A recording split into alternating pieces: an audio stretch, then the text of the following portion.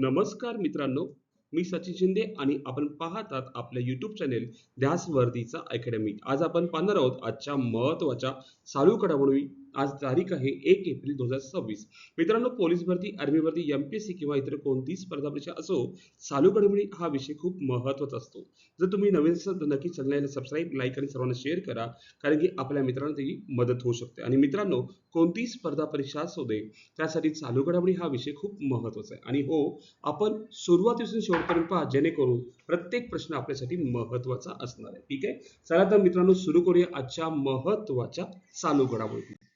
कालचा प्रश्न होता, फ्रान्समध्ये विजयी झालेल्या भारतीय वंशाच्या पहिल्या महिला कोण? तर उत्तर होतं मित्रांनो याचं डॉक्टर मालिनी रंगनाथन, हे त्याचं उत्तर आहे.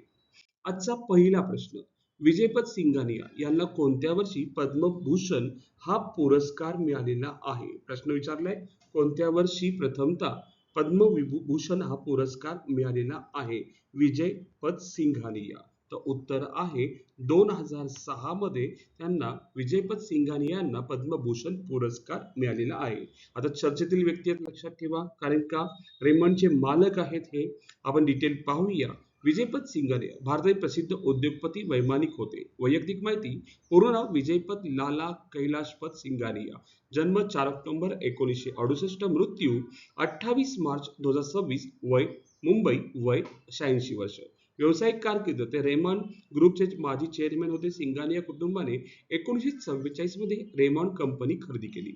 1980 मध्ये त्यांनी चेअरमन पद स्वीकारले. त्यांच्या नेतृत्वाखाली रेमंड जागतिक स्तरावर प्रसिद्ध झाली है ना. वैमानिक म्हणून ते योगदान, 5000 तास उड्डाण अनुभव, 2005 मध्ये वय 67 वर्ष, आणि हॉट एअर बलून मधून 21,027 मीटर म्हणजे 69,000 फूट उंची गाठून जागतिक विक्रम केला. त्यांना पुरस्कार 6 मध्ये पद्मभूषण, 1 मध्ये Tenzing Norgay national adventure award, 94 मध्ये ऑनररी एअर कमांडर भारतीय वायुसेना, पुस्तक an angel in the cockpit 1988, त्यांचं आत्मचरित्र ॲन इनकम्प्लीट लाईफ, त्यांच्या आत्मचरित्राचं नाव खूप महत्वाचं आहे मित्र हो, ॲन इनकम्प्लीट लाईफ 2021 त्यांचं आत्मचरित्र आहे.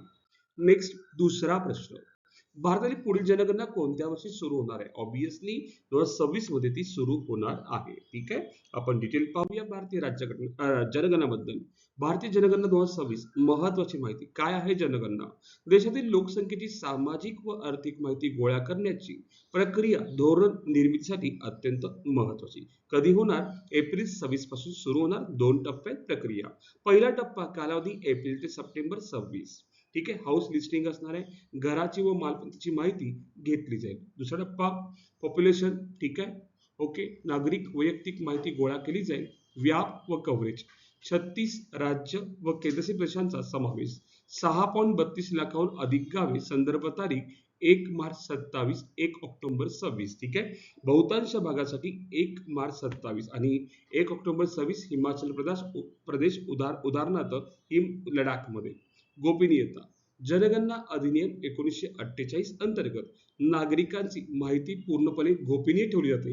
ही माहिती कोणत्याही न्यायालयात उघड केली जात नसते. ठीक आहे, पुढे तिसरा प्रश्न, खालील कोणत्या देशात जगातील पहिली केवळ माल वाहतुकीसाठी असलेली बुलेट ट्रेन सुरू करण्यात आली आहे? मित्र हो, जगातील पहिली केवळ माल वाहतुकीसाठी बुलेट ट्रेन, तर उत्तर आहे जपान देशाने सुरू केलेली आहे. पुढे चौथा प्रश्न पाहतोय आपण, अन्न सुरक्षा निर्देशांक 26 मध्ये प्रथम क्रमांक कोणत्या देशाचा आहे? प्रश्न विचारलाय, अन्न सुरक्षा निर्देशांकात प्रथम क्रमांक कोणत्या देशाचा आहे? तर उत्तर आहे आइसलँड देशाचा आहे. डिटेल पाहूया आपण. इतर काही, जागतिक दहशत निर्देशांक 26, भारत 13वा आणि प्रथम क्रमांक Pakistan.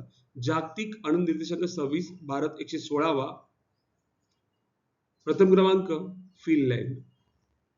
Next, Henley passport index 26, Bharat 75वा, प्रथम क्रमांक सिंगापूर. भ्रष्टाचार आकलन निर्देशांक 25, भारत 82वा आणि प्रथम क्रमांक डेन्मार्क. जागतिक नवोन्मेष निर्देशांक 25, भारत 38वा, प्रथम क्रमांक स्वित्झर्लंड.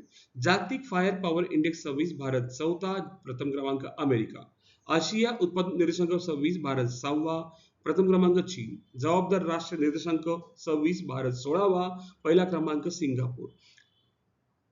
आशिया ऊर्जा निर्देशांक 25, भारत तिसरा, प्रथम क्रमांक America. Global digital nomad report 25, Bharat 38वा, प्रथम क्रमांक स्पेन. लक्षात ठेवा, प्रत्येक क्रमांक असतो आणि तो प्रश्न येऊ शकतो, त्यासाठी आपल्याला प्रत्येक इंडेक्स माहित असणं आवश्यक आहे. पुढे 5वा प्रश्न.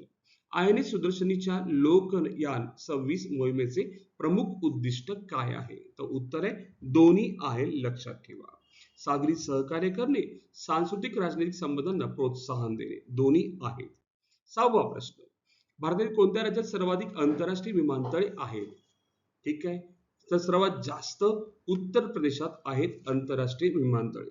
टोटल 5 आंतरराष्ट्रीय विमानतळ आहेत मित्रांनो, आपल्याला माहित पाहिजे. आपण जर नंबर्स पाहायला गेले कोणकोणते आहेत, थोडासा आपण जर विचार केला तर 5 आंतरराष्ट्रीय विमानतळ आहेत. ठीक आहे, सर्वात जास्त आंतरराष्ट्रीय विमानतळ असणार राज्य म्हटलं तर उत्तर प्रदेश आहे, हे आपल्याला माहित असणं आवश्यक आहे. 7वा प्रश्न. कलकत्ता नाईट रायडर्स KKR ने कोणत्या खेळाडूच्या स्मरणार्थ त्याची जर्सी क्रमांक 12 निवृत्त केली? तर उत्तर आहे मित्रांनो, पाहायला गेले अँड्रे रॅसेल. लक्षात ठेवा, त्यांचं नाव आहे की KKR ने त्यांचा जो जर्सी क्रमांक 12 आहे तो निवृत्त केलेला आहे. पुढे 8वा प्रश्न. युथेलिया जुम्बी गार्गी या फुलपाखरूच्या नवीन दुर्मिळ प्रजातीचा शोध कोणत्या राज्यात लागला? प्रश्न खूप महत्वाचा आहे. नवीन फुलपाखरूची नवीन जात आहे, दुर्मिळ जात आहे, तर तो अरुणाचल प्रदेश राज्यामध्ये तो शोध लागलेला आहे. तर अरुणाचल प्रदेशबद्दल पाहूया. स्थापना 20 फेब्रुवारी 1987, राजधानी इटानगर, मुख्यमंत्री प्रेमा खांडू, राज्यपाल कैवल्य त्रिविक्रम पटनाईक. लक्षात असू दे. पुढे 8वा प्रश्न. सगळ्यांना माहिती आहे, एक सनशाईन डबल पूर्ण करणारी स्पर्धा जिंकलेली आहे. हिचं नाव आहे आर्यना सबलेंका. आपल्या सगळ्यांना माहिती आहे, हिने सनशाईन डबल पूर्ण करण्यासाठी खाली कोणत्या स्पर्धा जिंकल्या? तर उत्तर आहे इंडियन वेल्स ओपन आणि मियामी ओपन या दोन्ही जिंकलेल्या आहेत आर्यना सबलेंका यांनी. लक्षात ठेवा, त्यांनी काय पूर्ण केले? सनशाईन डबल पूर्ण करण्यासाठी 2 स्पर्धा जिंकलेल्या आहेत. ठीक आहे, ओके, आपण डिटेल पाहूया त्याबद्दल. आर्यना सबलेंका ही बेलारुशी प्रसिद्ध टेनिसपटू. पेपरला हा पण प्रश्न येतो की आर्यना सबलेंका कोणत्या देशाची आहे? ठीक आहे, महत्वाची कामगिरी. दिनांक 28 मार्च 26 मियामी ओपन फायनल मध्ये कोको गल्फ है ना, कोको गल्फला हरवली तिने. सनशाईन डबल म्हणजे काय? एका वर्षात खालील 2 मोठ्या स्पर्धा जिंकणे, इंडियन वेल्स ओपन आणि मियामी ओपन, तिला काय म्हणतात? Sunshine double. विशेष बाब, ती महिलांच्या सिंगल मध्ये सनशाईन डबल जिंकणारी 5वी खेळाडू आहे. ठीक आहे, हा पॉइंट खूप महत्वाचा. तसेच सिंगल डबल्स दोन्ही मध्ये सनशाईन डबल जिंकणारी एकमेव खेळाडू आहे. दोन्ही पॉइंट लक्षात ठेवा. सिंगल मध्ये खेळणारी 5वी आणि डबल मध्ये खेळणारी पहिली महिला आणि एकमेव महिला आहे सध्या आर्यना सबलेंका. म्हणून हा प्रश्न कोणत्याही परीक्षेला येऊ शकतो, त्यासाठी आपल्याला माहित असणं आवश्यक आहे. 10वा प्रश्न. नवीन आर्थिक वर्षाचा पहिला दिवस केव्हा मानला जातो? तर सगळ्यांना माहिती आहे की 1 एप्रिल हा आर्थिक वर्षाची सुरुवात असते. तो दिवस आपण 1 एप्रिल हा दिवस काय पाळतो मित्रांनो? काय म्हणतो आपण त्याला? की नवीन वर्षाची सुरुवात. लक्षात ठेवा.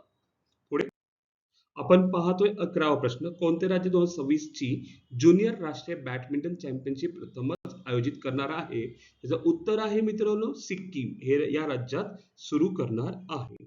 12वा प्रश्न. जलजीवन मिशन 2.0 सुधारणाशी संबंधित सामंजस्य करार कोणत्या राज्यासोबत करण्यात आलेला आहे? तर आपलं राज्य महाराष्ट्र. 13वा प्रश्न. अश्विनी वैष्णव यांनी सुरू केलेला राष्ट्रीय AI कौशल्य विकास उपक्रमाअंतर्गत किती राज्यांना AI चे प्रशिक्षण देण्याचे उद्दिष्ट आहे? तर उत्तर आहे 15,000. लक्षात ठेवा, 15,000 तरुणांना AI चं प्रशिक्षण देण्याचं उद्दिष्ट आहे. 14वा प्रश्न. जागतिक दहशत निर्देशांक 26 मध्ये भारताचा क्रमांक किती आहे? तर पाहायला गेलं भारताचा क्रमांक 13वा आहे. कितवा? 13वा क्रमांक आहे. पुढे 15वा प्रश्न. भारत फ्रान्स संबंध दृढ केल्याबद्दल कोणाला लीजन ऑफ ऑनर कमांडर दर्जा पुरस्काराने सन्मानित करण्यात आलेले आहे? तर उत्तर आहे जावेद अश्रफ. पुढे 16वा प्रश्न.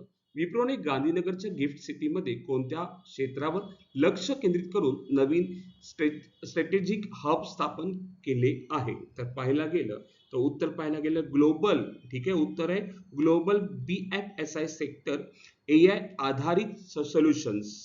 पुढे 17वा प्रश्न. UK संसदेत महिला सक्षमीकरण पुरस्कार कोणाला मिळालेला आहे? तर आपलीच आहे ऋतुपूर्णा सेनगुप्ता लक्षात ठेवा, ऋतुपर्णा सेनगुप्ता. नेक्स्ट 18वा प्रश्न, नेपाळचे नवीन पंतप्रधान कोण बनले आहे? तर उत्तर आहे बालेंद्र शाह झालेले आहे. स्टार मार्क करून ठेवा, प्रश्न खूप महत्वाचा आहे.